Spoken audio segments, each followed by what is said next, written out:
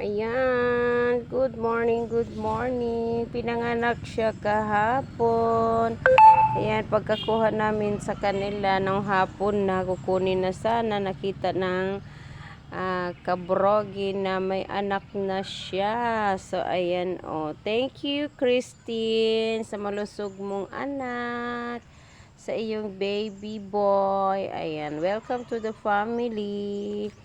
Ayan, oh. Tignan nyo nga naman. So, dinidilaan niya ang kanyang anak. Diba? Nanganak na siya. Akala ko, expected namin is September.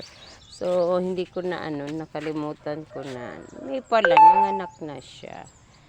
So, ayan mga kabrogi, si Christine. Siya po ay nanganak na kahapon ng tanghali.